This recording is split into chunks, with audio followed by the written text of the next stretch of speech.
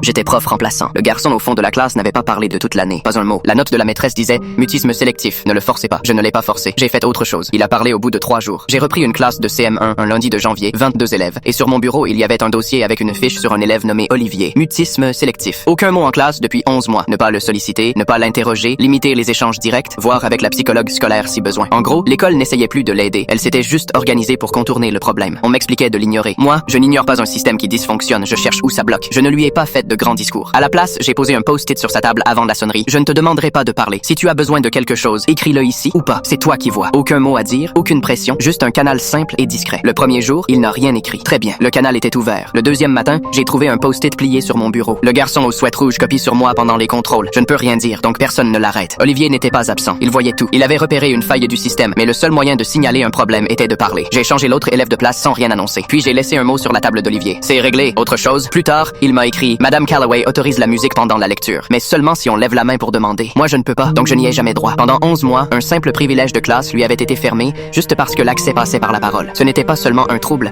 c'était une règle mal pensée. Le troisième jour, j'ai écrit au tableau « Lecture silencieuse », un écouteur autorisé pour tout le monde. Pas besoin de demander. J'ai supprimé ce péage verbal. Dans mon champ de vision, Olivier a sorti ses écouteurs, ouvert son livre, et pour la première fois, ses épaules se sont relâchées. Plus tard, il y avait les exposés oraux. Apporter quelque chose d'important et en parler devant la classe. Son dossier disait qu'il en était dispensé. Moi, je lui ai laissé un mot. Tu n'as pas besoin de parler. Tu peux montrer une photo, passer un son, tenir un objet ou juste venir devant 10 secondes. Toute forme de participation compte. Je n'avais pas supprimé l'objectif, j'avais juste changé la manière d'y accéder. En fin de journée, 21 élèves étaient passés. Puis Olivier s'est levé. Toute la classe s'est tue d'un coup. Il a avancé jusqu'au tableau, les mains qui tremblaient, avec une photo froissée contre lui. Il l'a montré à la classe. Un lac, des arbres, un ponton. Puis il a regardé la salle et il a dit 4 mots. Les premiers en 11 mois. C'est chez mon grand-père. Ensuite, il s'est assis. La classe a explosé. Applaudissements, regards choqués. Certains avaient même les larmes aux yeux. Moi, je n'ai pas applaudi. Je suis allé jusqu'à sa table et j'ai simplement posé un post-it. Bon exposé, merci. Il l'a plié soigneusement et l'a mis dans sa poche. Quand mon remplacement s'est terminé le vendredi, j'ai laissé une note à l'enseignante titulaire. Une page. Olivier a parlé au 3e jour. 4 mots, volontaires, sans pression. Il n'est pas incapable de communiquer. Il n'est juste pas accommodé. La classe exige la parole pour participer, signaler un problème et accéder aux privilèges. Ça l'exclut des 3. Garder le système des post-it. Retirer les obligations verbales inutiles. Proposer plusieurs formats pour les exposer.